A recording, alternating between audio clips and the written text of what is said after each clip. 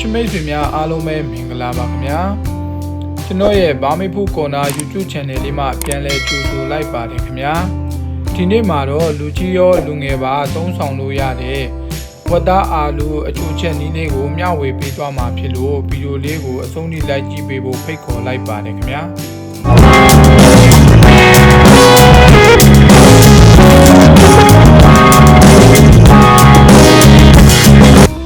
ကျက်သွန်ဖြူနေခြင်းကိုအခုလိုမျိုးရောထောင်းထားပေးပြီးတော့ဂျင်းလက်တက်စစ်ကိုတော့အရင်ညစ်ဖို့အတွက်အသုံးပြုထားပါတယ်ခင်ဗျာအာလူ၃လုံးကိုလည်းအခွန်ခွာပြီးတော့အခုလိုမျိုးလေးတွေလှီးပေးထားလိုက်ပါမယ်ခင်ဗျာစေကြောတန့်စင်ထားတဲ့ဝတ်သားထဲကိုစားအချိုမုတ်ဆွနှင်းမုတ်ကိုထည့်ပြီးတော့နယ်ပေးလိုက်ပါမယ်ခင်ဗျာ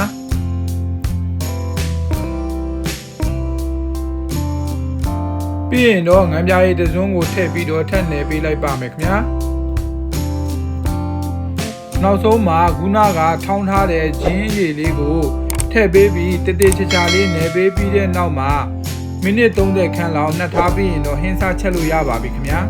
ဟင်းစားချက်ဖို့အတွက်ဒဲအိုးလေးကိုစီထည့်ပေးလိုက်ပါမယ်ခင်ဗျာစီပူလာပြီဆိုရင်တော့ခုနကထောင်းထားတဲ့ကြက်သွန်ဖြူနေဂျင်းတို့ကိုထည့်ပေးပြီးတော့စီတက်ပေးရပါမယ်ခင်ဗျာ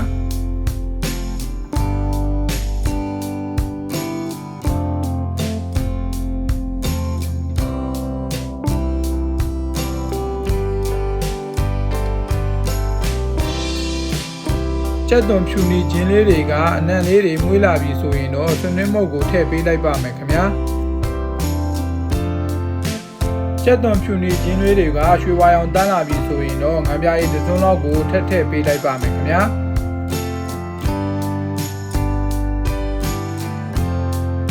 ကျက်သွန်ဖြူနေခြင်းလေးတွေကတော်တော်လေးဣသွားပြီဆိုရင်တော့ခုနကနှက်ထားတဲ့ဝတ်သားကိုထည့်ပေးပြီးတော့ချက်ပေးရပါမယ်ခင်ဗျာ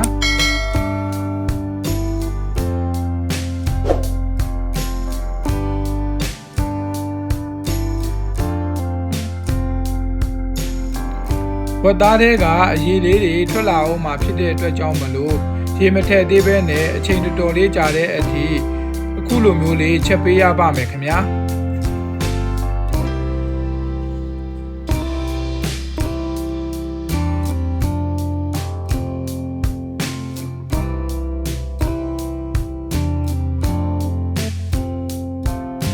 မိနစ်အနည်းငယ်ကြာအောင်ချက်ပေးပြီးတဲ့နောက်မှာတော့ဝတ်သားရဲ့မျက်နှာပြင်လေးတွေကတင်းလာပြီဆိုရင်တော့ဝတ်သားလေးတွေနူးသွားအောင်လို့ဝတ်သားတုံးလေးတွေမြုပ်တဲ့အထိရေကိုထည့်ပေးပြီးတော့အဖုံးလေးကိုအုပ်ပြီးတော့ချက်ပေးထားလိုက်ပါမယ်ခင်ဗျာမိနစ်40လောက်ချက်ပေးပြီးတဲ့နောက်မှာအဖုံးကိုဖွင့်ကြည့်လိုက်တဲ့အခါမှာတော့ဝတ်သားတုံးလေးတွေကဣနေပြီဖြစ်တဲ့အတွက်ကြောင့်မလို့ကျွန်တော်တို့အာလူလေးကိုထည့်ပေးပြီးတော့ချက်ပေးရပါမယ်ခင်ဗျာ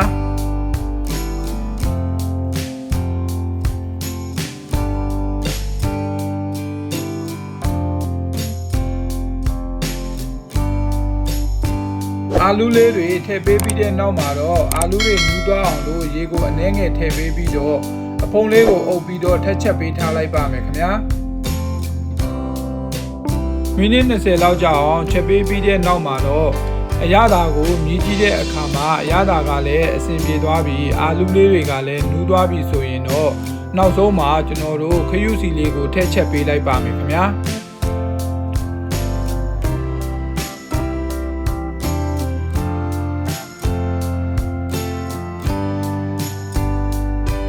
ခရုစီလေးတွေတမသွားအောင်မွေပေးပြီးတဲ့နောက်မှာတော့အရသာချွတ်ချွတ်မွေးလေးနဲ့